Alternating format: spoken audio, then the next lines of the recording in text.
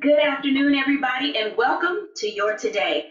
Each and every week that we gather, I am always excited about the time that we have to share related to living a balanced life. Today on this episode, we're going to be discussing the more the merrier, or is it? The issue with helpfulness, the helpfulness we want, the helpfulness we need, and the helpfulness that never comes. Welcome to A Balanced Life. Everybody, your faves are here today, and I'm excited to bring them in. Dr. Tierney, Charlotte Avery, and Titani Harris. Welcome, everybody. Hello. Hey. Hey, ladies. So how's everybody doing? Great. Yeah. I am so excited about where we are right now in our journey as we are growing and learning to live a balanced life. And one of the things that often comes up is, how do you deal with people who want to help you out? Sometimes it's the most and too much. And I want to start with Charlotte Avery and have this little discussion related to, when do you know to ask for help? Such a really great question. So for me, we've spent a lot of time together, and so you all know that, I'm a wife and a mom of 7 extremely busy kids. And then I have my own things that I'm doing as far as growing the business and all kinds of stuff. But when I know that I need help, I usually have to do what I call the ABCs, which is to check my attitude, my behavior, and my communication. And that's usually when I know that things are off. But then the next thing that I do is I do this thing called PACE. And what I do is I first put things in perspective. And I ask myself, when I'm overwhelmed and I feel like I'm going crazy, is everything that bad? Like, is it really that bad? And, what can I do? So I put everything in perspective. The next thing that I do is I acknowledge what I feel. I acknowledge that, I do need help and I'm so very overwhelmed. And then the next thing that I do is I go to my support system and then I communicate my needs. My support system being my husband, my mom, my friends, people who I've hired to do work for me. And then the next thing that I do after I do all that and I feel like, I've kind of gotten a good hold on everything, is I just give myself grace and I just, extend grace to myself. Charlotte, now what you said was a whole mouthful, in the sense that there are some people who don't really understand the value of knowing when to ask for help and the guidance that comes from, well, let's just say the wisdom that you can get from other people. Why do you think it's difficult to allow other people in your circle to help you when you know you need help? I think sometimes it's difficult to allow people in because I think a lot of times, we're caring about what other people are thinking or how they're, how they see us on the outside, but they don't deal with the things that we're going on internally. And so for me, sometimes people think, Charlotte seems like she's got it all together, managing her marriage, her house, and motherhood and all that. And Charlotte doesn't need any help. So sometimes, people think that I don't need help. And so sometimes I deal with okay, well, what if I do ask for help? I deal with the things that, are people going to view me as, being inadequate and not being the superwoman that they see, whether it's on TV or out, with my family or whatever. And so I think sometimes it has to do with what I feel about myself. And sometimes, some people are like, oh, I don't care what people think about me, but I do sometimes, sometimes I don't, but sometimes I do. And so sometimes it's really dealing with other people's expectations of me, but also my own expectations of myself, whether they be real expectations or false expectations. Wow, now you just said a mouthful. I want to keep this conversation going because I have another question for you related to knowing when to ask for help. And oftentimes when you figure out who you want to select to help you, oftentimes we reject the messenger. And even though we know that's the right person we should go to, how important is it sometimes to take your attitude and put it to the side, just so that way you can seek the wise counsel that you need? Because most of us know that attitude plays a very big part in our ability to move past, to move beyond, to get over those things that are keeping us and our lives out of balance. So Charlotte, tell us a little bit about attitude and receiving the messenger when that help does come. So, wow. So, Dr. Jackie, the messenger sometimes can come in the least likely person. And, sometimes the messenger, for me, sometimes that messenger comes in the form of my kids. My kids can be like, Mom, you're yelling, you're doing whatever. And I'm like, am I doing that? And so I have to not only, give the respect to my children or whoever that messenger happens to be, but I have to respect them and say, you know what? These people are really not trying to hurt me, but they're really trying to help me. And so usually when somebody is coming to help me, whether it's my children, my husband, a coworker, a colleague, or a friend, I always have to check myself, one, my ego, number one, and my emotions, but I also have to ask myself, is this person trying to help me or is this person trying to harm me? And usually when they're in a help mode and I feel like they're not trying to make me feel bad or they're not trying to harm me, then I'm more likely to be able to receive the message. That makes so much sense. I want to turn for just a second to Titania Harris because she operates in a space that oftentimes trips us up, both men and women. Titania Harris, my question for you today is related to men and the stigma and therapy. Why is it such an issue? Because in our community, women seemingly are always there, out in the forefront, willing to just get it done. But oftentimes when we have to talk to our male counterparts, and again, like Charlie said, the messenger, talk to us a little bit about Black men in therapy and the role that it plays in healing community. I'm so glad that you brought this topic up, Dr. Jackie. First, I'll start with this. So men overall with mental illnesses are likely to have received, less likely to have received mental health services, right? Especially in the past year. However, on the flip side of that, men have a higher rate of suicide than women overall. Let that sink in. For Black men, it's a unique perspective because it's different for Black men, right? When we talk about Black masculinity, Black men have this expectation or requirement to be strong, to be stoic, right? To show up even when they don't want to, right? And so this prevents Black men from being vulnerable, from sharing their emotions. And when you talk about being vulnerable and sharing emotions, that's often related to therapy. So therapy is viewed as the plague, like I don't want any part of that, right? So Black men also have these unique challenges that other men don't have, right? Because of the attention that's placed on their bodies, on their finances, on their looks, and it's rarely placed on their emotional intelligence. And so in these spaces, Black men are expected to be strong and resilient. And, we often dehumanize them and they're often seen as invisible in our society. So I think that's a big part of it. It makes a lot of sense because when we think about culturally, it all goes down to, we see men in the African American community as priest, protector, provider, that they're in this space where they're supposed to do all of these things, to be there for the family, to take care of the elders, to make sure that the community doesn't fall apart, to keep the church going, to do all of those things. And so, Tanny, when you're working with men, especially in your program that you have related to men, how do you help push them out of that place of feeling self-conscious about asking for help?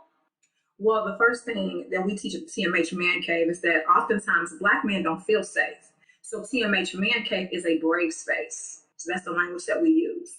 And we tell men, we're proud of you because you are choosing to heal. You are choosing to share how you feel, right? Your feelings are validated here because I think a lot of times Black men and their feelings are not validated or even acknowledged.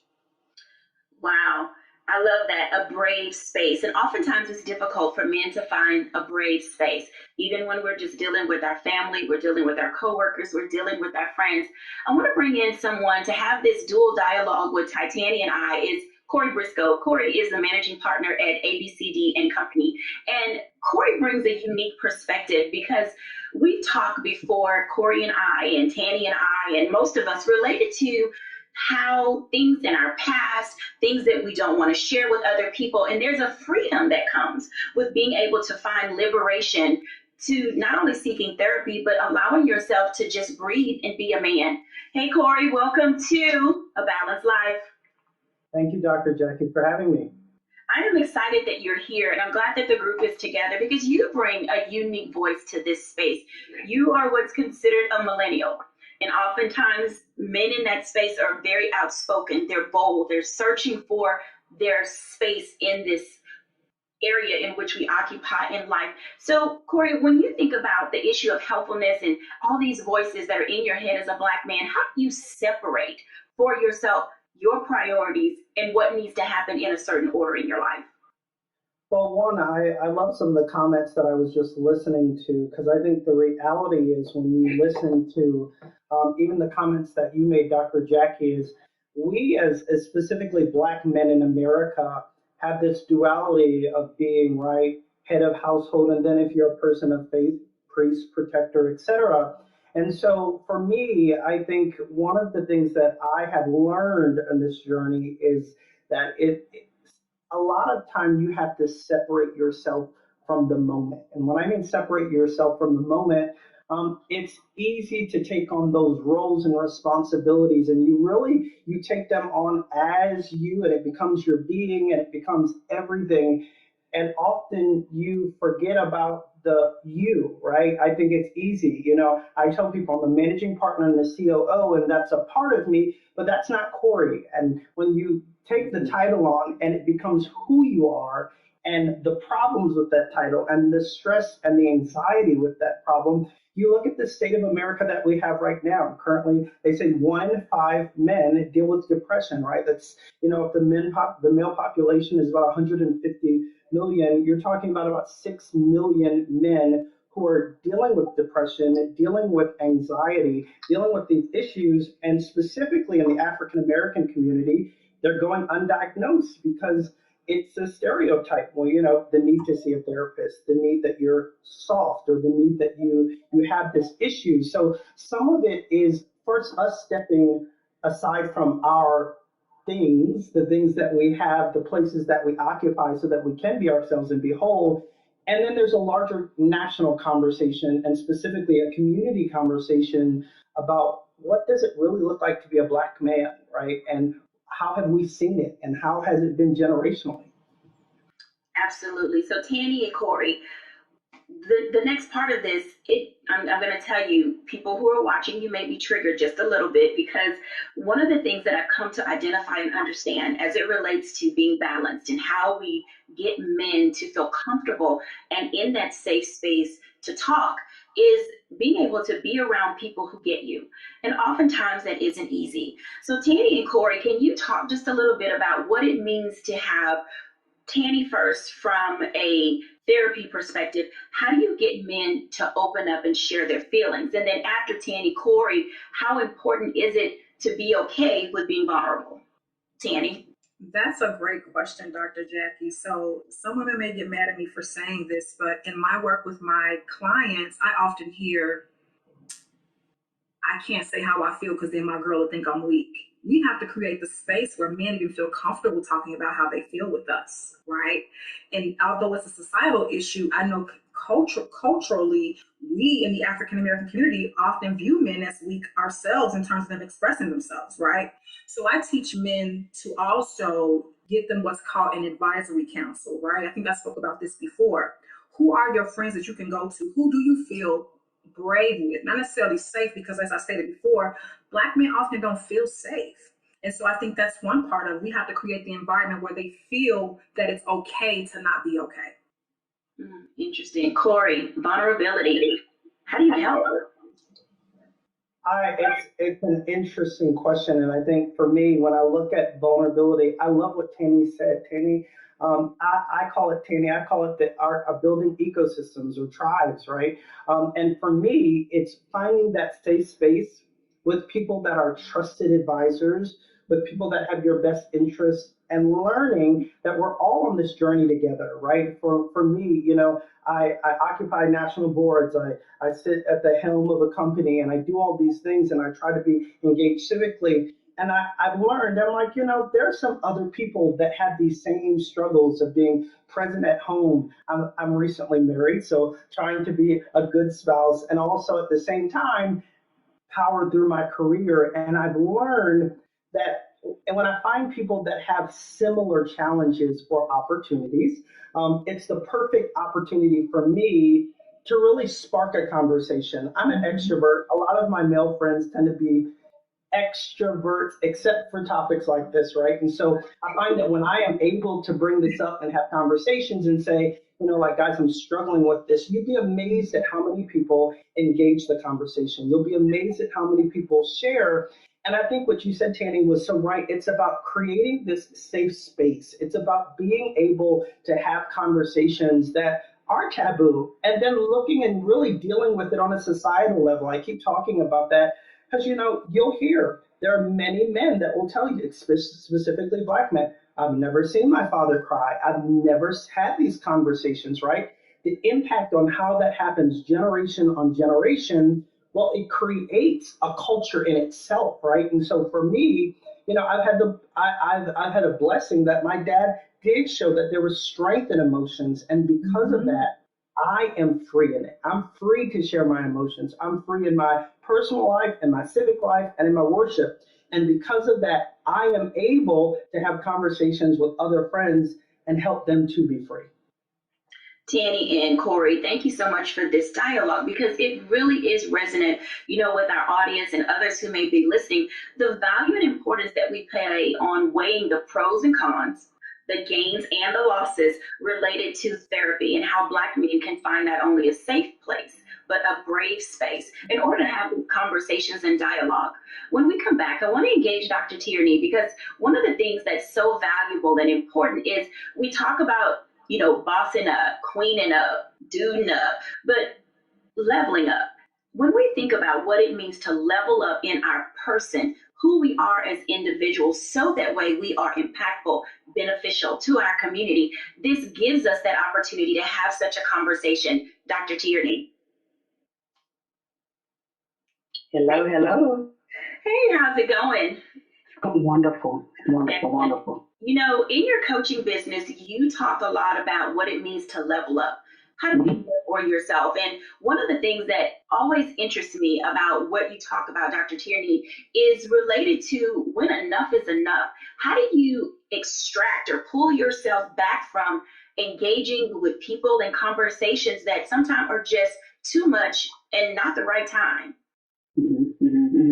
That is perfect question, because like you said, when we think about leveling up, something that I like to tell my clients, not every need has your name on it. Sometimes we can become drunk with needing to be needed. And so we'll start to tend to everyone's needs, even not our own needs, because we're trying to help, or we're trying to get to that next level by doing more. And so we think that if we pile our plate, with more things, more helping, more service, more, not that any of those things are bad, but when we don't examine our plate and we're already at capacity and we're adding in more things because we have this need to be needed, that's when we'll start to run, into trouble, so that friend that you think she might need you, she might not need you at all. She might need me, or she might need future Dr. Tanny, he may not need you. He probably needs to go talk to God, and thinking about that, what we don't want to do is put our name on situations that really we should be calling on the name of Jesus. So we definitely want to make sure that we're not attaching our names to needs that never even belong to us in the first place. Ooh, child, you just said a mouthful, because that is one of the fastest ways to get out of balance, is always running into someone else's stuff without asking first whether or not you're actually needed there. Here at Balanced Life, one of the things that's very important is that we make sure that we're having substantive dialogue, substantive conversation, and always allowing ourselves to gauge when we need to invite other people into our space. Dr. Tierney, when you think about how we invite other people in, we all have friends and family who are doing the most and too much. How do you deal with people who are consistently being busybodies in your life? Absolutely. The first word that comes to mind, boundaries. And not barriers, so a lot of times when we hear the word boundaries, we automatically think barriers, but the difference between the two is that boundaries are about us. That's what we need to ensure that we're staying on level of lane. Barriers are about the other person. This is where we then put the stiff arm and say, I don't want them doing this, and it's about their behavior or whatever you're seeing from their side. Boundaries are about us. And so when we start to set boundaries in our lives that are based on our goals, our need, what it is that we need to stay balanced, then it's easier for us to say thanks, no thanks. Something else to keep in mind is that we shape people's listening for us. So if we're always answering the phone when they call, we can't expect them to stop calling. If we're always running to their aid whenever they stub their toe, then we can't get upset that we're the first person that they expect, or there's this expectation for us to come in with our capes and and fix it. So when we start to set those clear boundaries, we communicate those boundaries, we enforce those boundaries, and we remember that we are the ones that shape their listening for us, then it's easier to take that step back, take that breath that we need so that we can then get to where it is that we're trying to go. Wow, getting to where you're trying to go often is not easy. Thank you so much for those words of encouragement and wisdom. And, a part of our spirituality and our growth is being able to say, I got me. And sometimes there's no one to turn to. And oftentimes the only way that you can get help is to turn your trust to the Lord. Now, I recognize that everybody that watches this show is not a person of faith, but we all believe in something. And that belief allows us to find a space in which we can grow, in which we can evolve. It gives us an opportunity to set the tone for each of our lives, both individually and collectively. When we come back after the break, I want to bring the entire group back because it becomes important for us to see voices. Let me tell you why that's important. I said see voices because oftentimes when I think about who I need to talk to, a face pops in my head.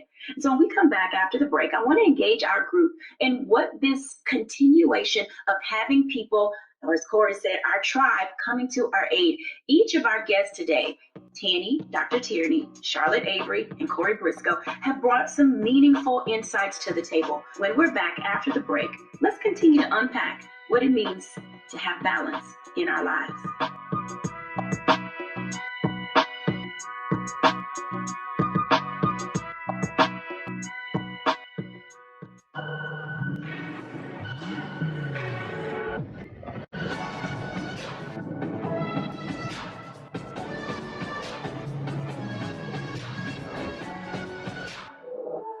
I'm Deborah Owens, America's Wealth Coach, and my new show, Get Wealthy, focuses on the things that your financial advisor and bank isn't telling you, but you absolutely need to know.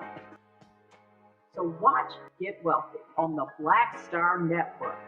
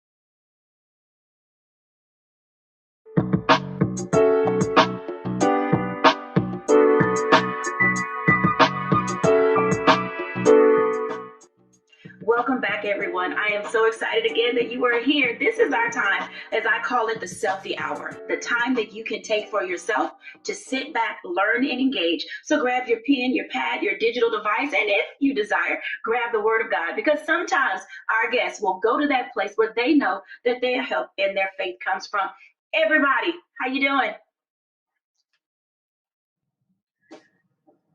Hey, y'all. Hey, Dr. J. Wow, you guys have really given our audience some tips and tools that they can really begin to live by. And I know that you were like, when is she going to call my name? And that's why we're here in this group, because I know that you have some things that you want to add to everybody else's dialogue and conversation. So, Charlotte Avery, what say you, ma'am? So, first of all, I loved what our great doctor Tierney said, because, when you're talking about people, and what Corey was talking about as far as tribe, and, when to set boundaries and when to lean on your tribe. Tribe is so important, and boundaries are so important. And I love what Dr. Tierney said, because, she said that boundaries are for you.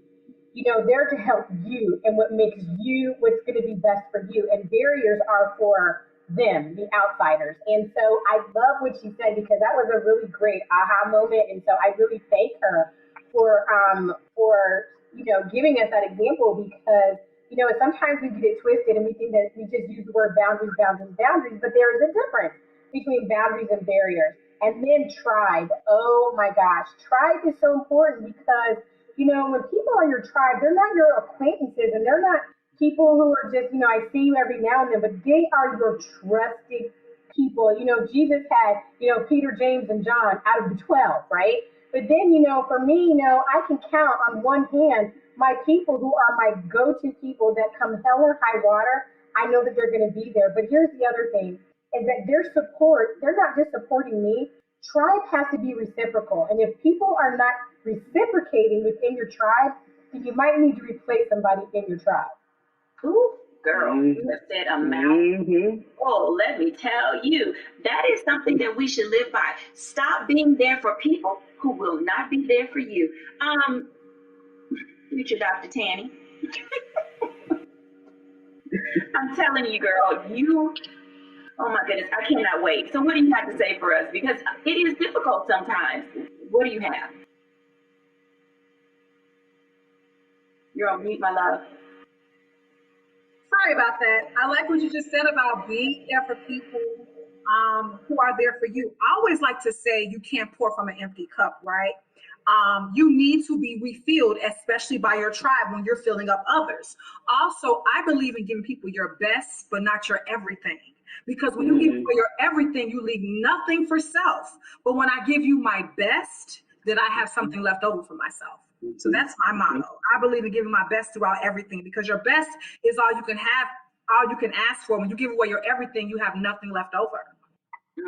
Corey, pouring from an empty cup.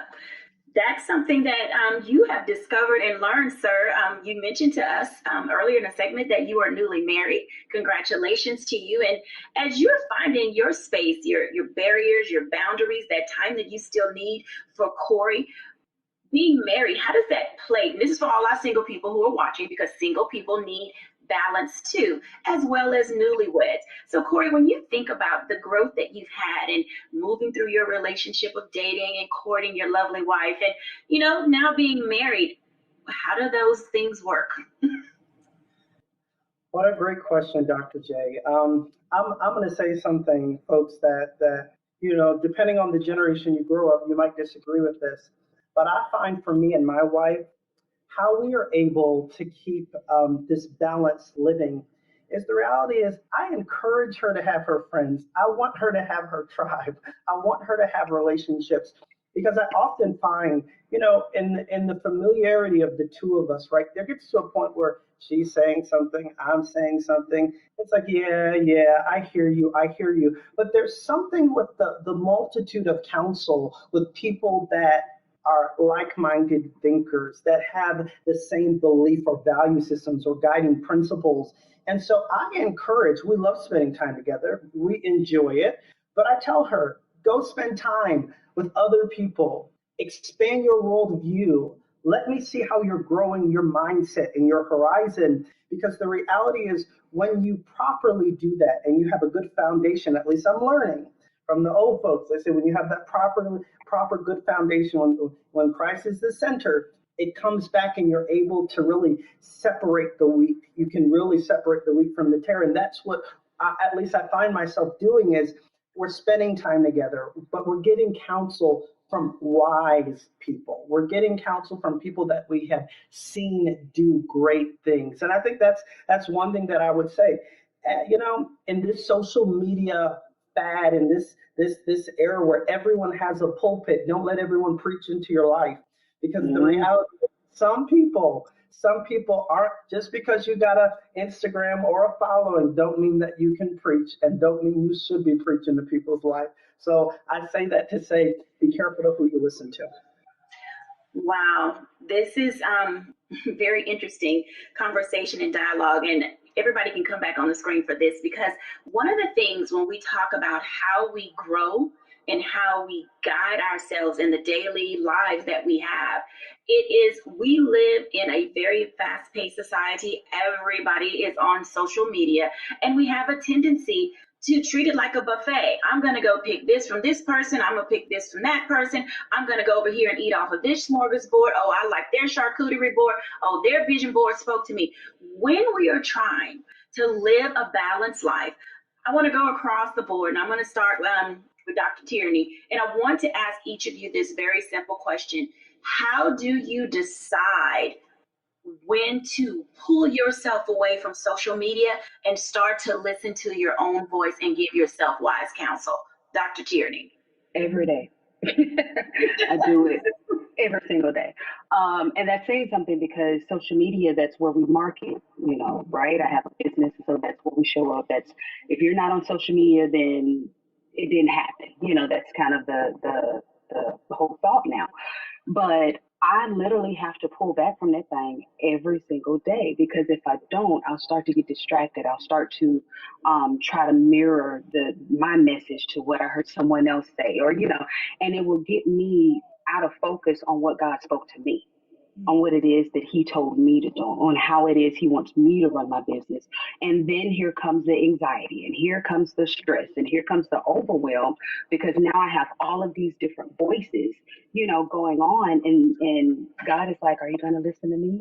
Are you going to do what I told you to do? So every single day, it's like I have to pull back, and sometimes I don't even go on social media. I'm probably on social media like every other day, to be honest, and then I'll do my posts and just completely pull back, so that I can make sure that I'm maintaining that clarity, of vision, and that clarity of voice of what it is that I'm supposed to be doing, and not, as you said, Dr. Jacquie, eating from the smorgasbord of what everybody has. And as our so finally said today, just because everybody can preach don't mean they're supposed to be preaching into your life.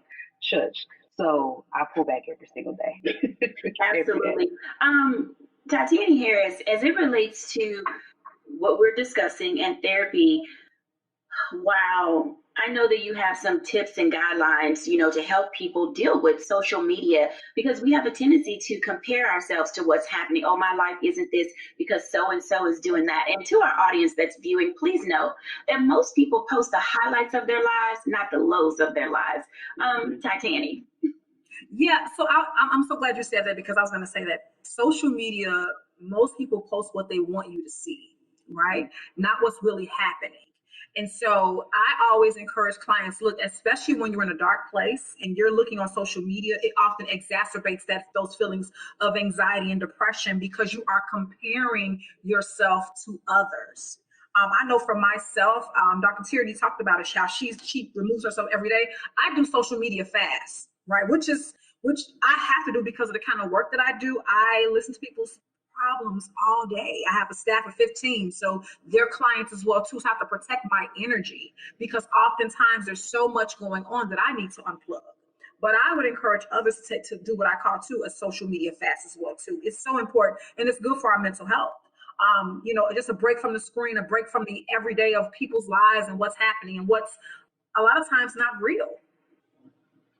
Interesting. Now you mentioned the word depression, and with you being, you're in the Midwest, and in the Midwest and above, seasonal depression is a thing. Now I lived in Chicago, and I can tell you that it hit me from time to time. I'm like, it's June. Why is it snowing? And so when you're constantly seeing these gray clouds and you have things going on in your life, talk for just a minute about some ways that you and your practice, Titania, help people move through seasonal depression, because some people may be in that right now. Listen, this pandemic has made it very difficult. It's taken away some of our usual coping mechanisms, right? As the world is starting to open back up, it's not the same as it was before, right? So we encourage people to stay connected with their families, exercise, as we talked about in the last segment, how exercise and working out helps remove these mood boosting endorphins, right? Read something for leisure, watch your favorite television show. I mean, there's so much that you can do. Get a massage, have a nice meal, you know, it's a myriad of things that we can do, but stay off social media during this time. I would say have a social media limit during this time, just because if you're already feeling that the effects of seasonal depression, that can exacerbate some of those symptoms. Now that makes perfectly good sense. I tell you, Apple has a way of telling me on my watch. It says things like take a moment to breathe, give yourself some mindfulness time. But one of the things that I found very interesting is that my phone will tell me that my screen time is down, as if I'm supposed to be offended that I'm not on social media or using my devices. And I actually use that as a gauge to determine that I am balanced in the sense of always needing to feed that need to know. And social media has a way of keeping us in that space, especially during this pandemic. We spent a lot of time on social media. We opened up accounts on YouTube. We were learning how to do TikTok dances. There were so many things. And whereas there's a place for those in our lives, when we think about ways of coping, how to get more things in our toolkit that we can use to combat it, it does make it difficult to stay on pace with your own life. One of the things that, Corey, you mentioned something very interesting about how your wife has opportunity for herself. In this space of African American men and the awkwardness that comes with being social, how do you encourage the young men that you mentor and others in your business community or spectrum to get out and do something other than watch television and be on social media?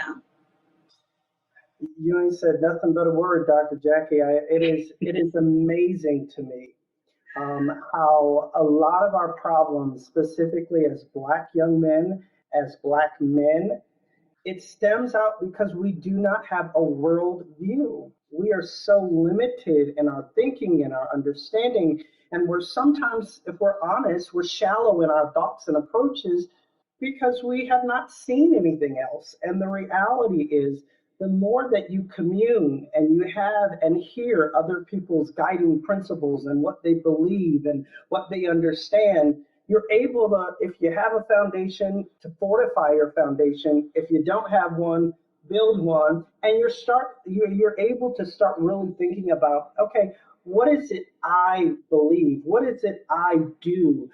Even in my own relationship, you know, my dad says it all the time. He says, Corey, you need to learn to live vicariously through me, right? For all the mistakes that I've made that I don't want you to make, look at them, analyze them, and do better, right? And so I always tell people, every time that I can take an experience and don't have to go through the heartache and don't have to go through the pain and don't have to go through the trials, it is enough being a Black man in America. There is enough trials and tribulations in itself. And I share with people, you got to get out your cocoon. You got to, again, find that tribe, that ecosystem. You got to find people that are like-minded. And I'm sorry, and this may offend people, but if your whole life is on Madden and your whole life is on the Xbox, your worldview is going to be limited. And a lot of the issues and challenges are just self-inflicted after a while. They're self-inflicted because you don't have that perspective. And so I take the time. I tell people all the time, take me to a new restaurant. I'm a southern little country boy. I prefer I sit in the same church seat. I sit in the same I learn my habits, but I surround myself with friends who say, let's go on different excursions and different adventures. And I find that I am growing and I am learning that the limits that I even put on myself don't exist. That's interesting. Charlotte Avery, Corey mentioned an interesting word, and he talked about this word in terms of the positive side of being balanced, living vicariously for the purpose of learning from other people's mistakes.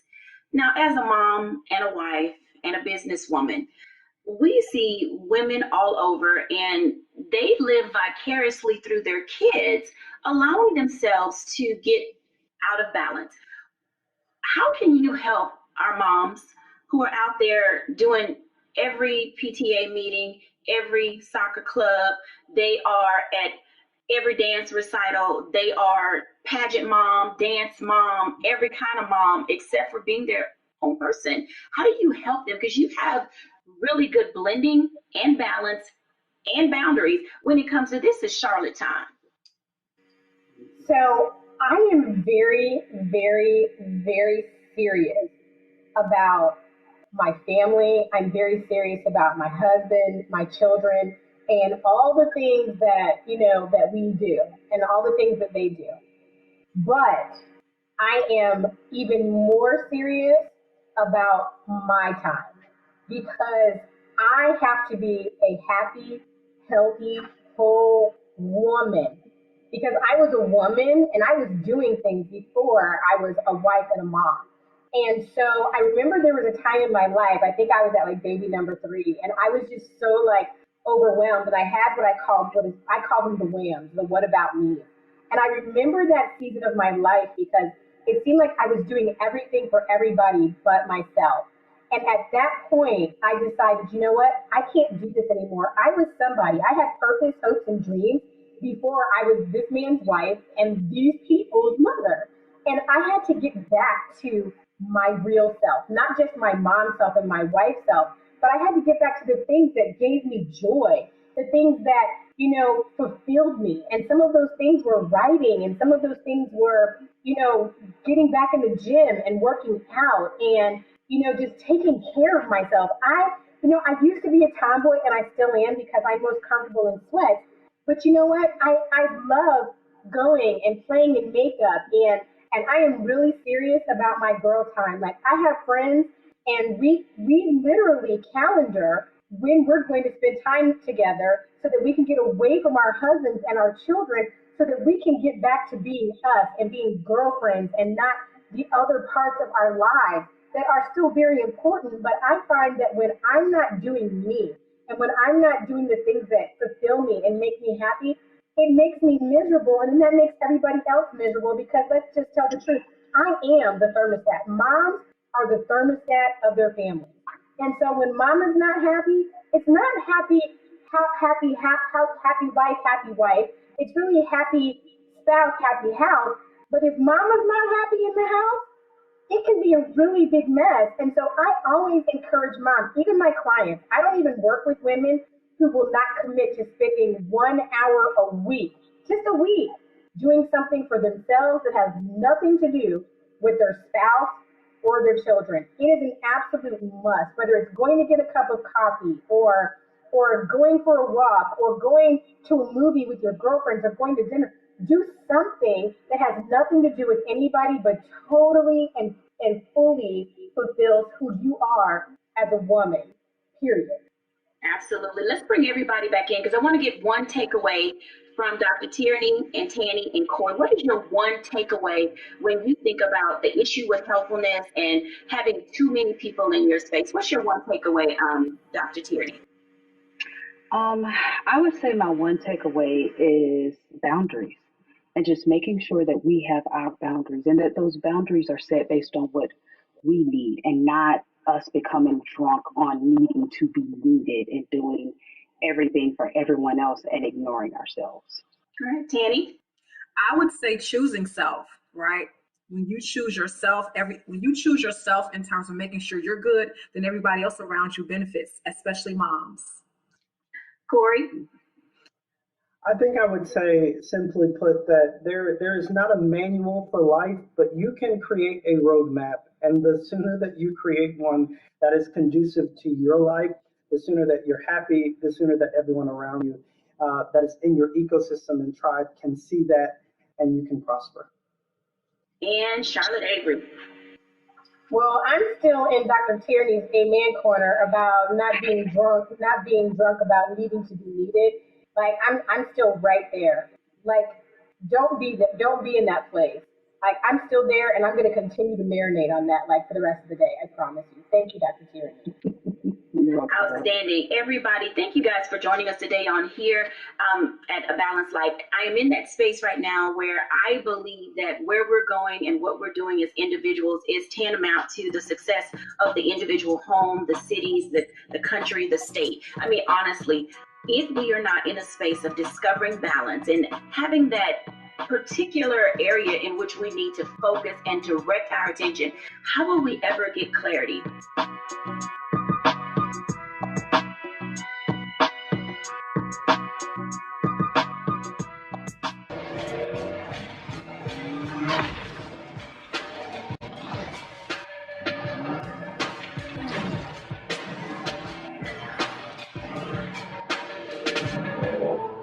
Pull up a chair, take your seat. The Black Tape with me, Dr. Greg Carr, here on the Black Star Network. Every week, we take a deeper dive into the world we're living in. Join the conversation only on the Black Star Network.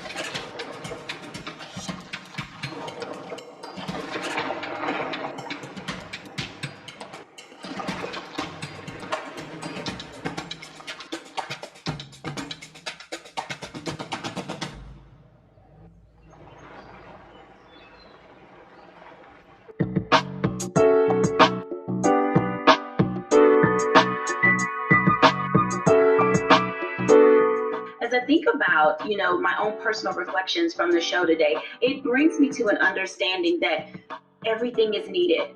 One, make certain that you don't have too many people in your ear, because oftentimes it can challenge you in a very ineffective way to move and to take charge of that which is yours to take ownership of.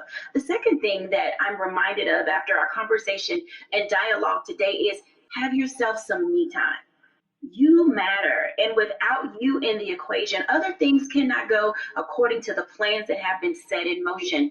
And then third, I think the thing that at top of mind is most, I know when I'm needed and I know when I'm not needed. So give yourself space, literally, give yourself space to not be needed by other people. It will allow you to free up time. You'll look back and say, what was I doing in this time? Where did this extra hour or 2 hours in my week come from? And it's because you refuse to always be the person that everyone called upon. This has been an outstanding day. This has been a wonderful episode. I'm excited for our guests that have joined us, Dr. Tierney, Tanny Harris, Corey Briscoe, and Charlotte Avery. Thank you all for joining us on here at A Balanced Life.